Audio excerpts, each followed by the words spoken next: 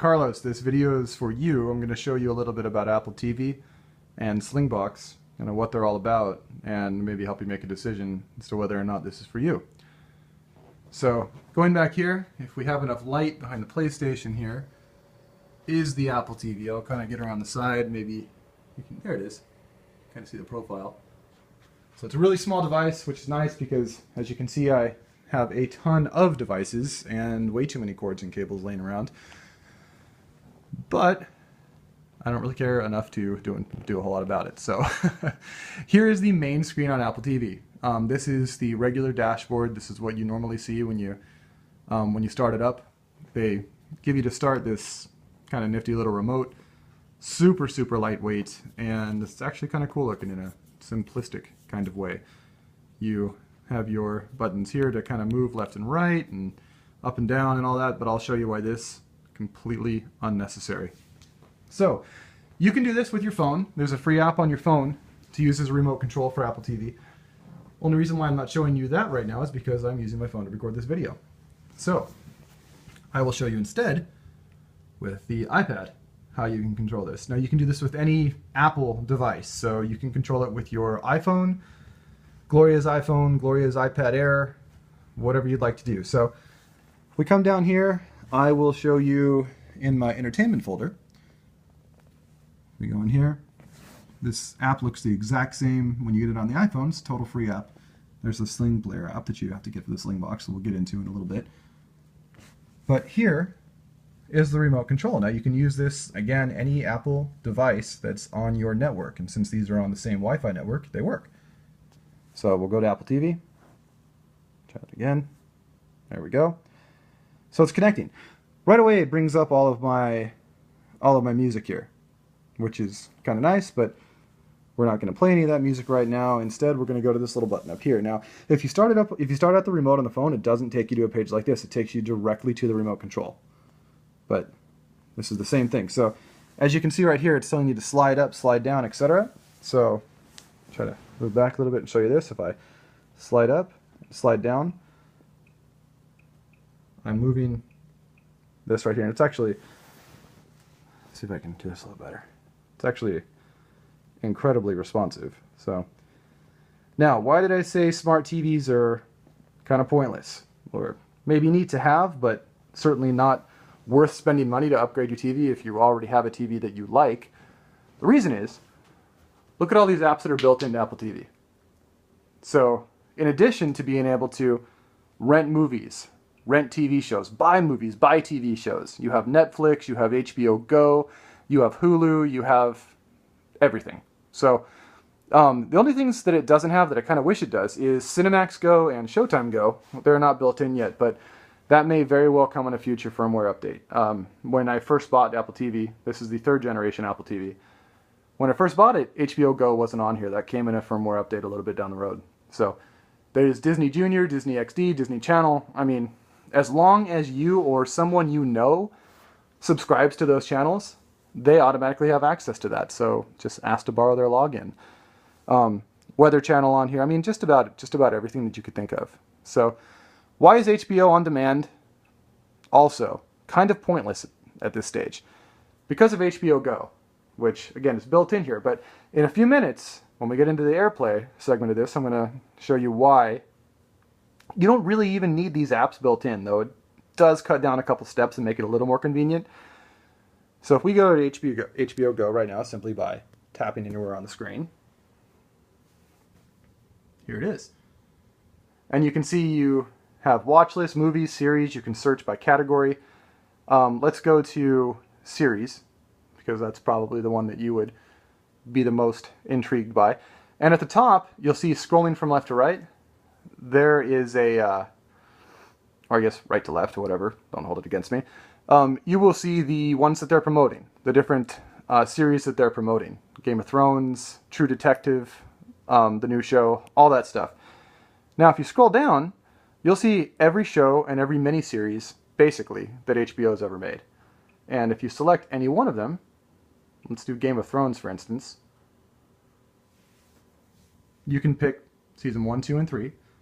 Let's do season 1 just for kicks. And there's every single episode, season 1. It's totally free. So as long as you or someone you know subscribes to HBO. And you can watch them in HD. So that's pretty slick, man. Also, what's really nice for parties is that, again, I kind of mentioned that you can play music on here. There's iTunes Radio. Of course, they don't have Pandora. Pandora is their competitor, but again, that really doesn't matter, because if you AirPlay your music from your phone, let's say, you can play whatever you want. Any audio that plays on your phone or your iPad, any video, you can stream right over your TV. So if we go into music here, oh, that's right, I want to go to purchased. And if I start in here, I can go down to my songs, I can shuffle, whatever. There are my songs. Yes, again, don't judge me. There's Rod Stewart and Rihanna with Britney Spears. Yes, but I also bought some Jay-Z, so there's a little bit of street cred, I suppose. So, anyway, hope that kind of helps you understand what Apple TV is all about. That's basically it in a nutshell. So that's Apple TV.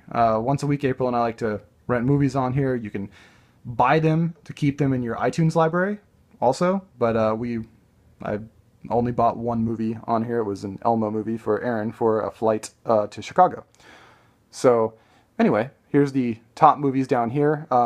They get the releases pretty quickly, so maybe not quite as fast as Redbox, but, well, actually, you know what? I don't even know that that's true. They might even get it a little faster than Redbox. They get their movies really fast. When the movies are brand new, if they're big movies, you can't rent them right away. You can only buy them. And then a couple weeks later, they're available for rent. And they're a little on the pricey side. They're anywhere between $4 and $7. But again, you get them early and you get them in HD. So actually, you get them in 1080p HD, which is really nice. So anyway, again, that's kind of what Apple TV is all about. Now, that's really isn't even why I bought it. I bought it for the AirPlay feature.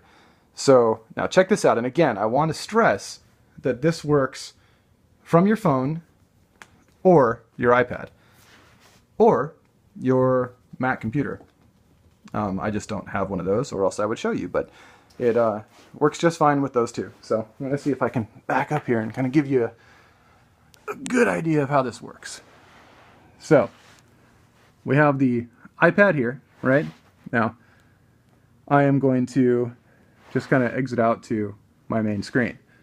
So there's my screen here, and we're still on the Apple TV dashboard here. Now, I have to peel this back because this cover makes it kind of tough, especially when I'm working with one hand like this. Let's see. Set this down for just a minute. Okay.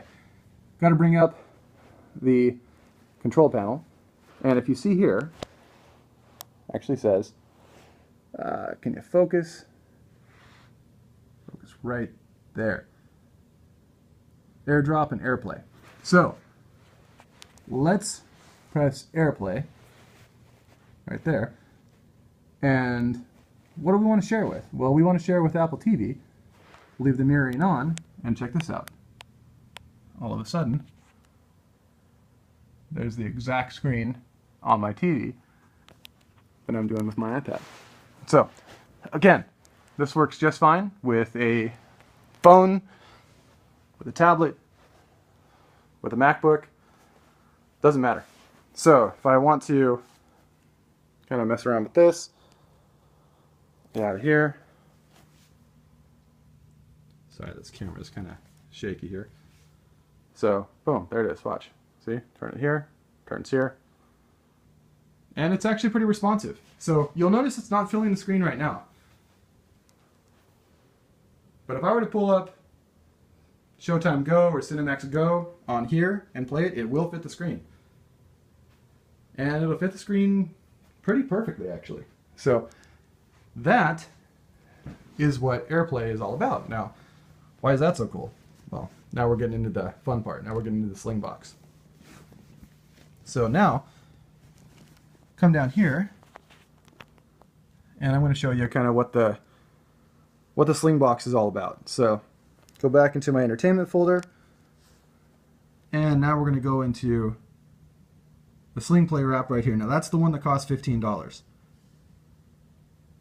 Oh, also, if you haven't really ever thought of it, start searching around for different remote control apps that you can get through iTunes. Check this out, just not to get too sidetracked here, but look at this Onkyo remote. That is a remote control for my Onkyo receiver. I can control the volume, change equalizer presets, switch between sources, whatever I want to do. Anything that I can do with my Onkyo remote control for my receiver, I can do straight from my iPad or the iPhone. That was a $5 app, but one that was well worth it. I also have an app on the phone and the iPad for the LG Blu-ray player. Unfortunately, the TV, since it's about 5 years old, again, still a fantastic TV. I don't have any plans on upgrading it, but for that reason, they don't make a good Samsung app for their TVs for the older models. Now, if you had one of the newer model TVs, I'm sure you could find a pretty bitchin' app that would work just fine. So, that's the Onkyo remote control.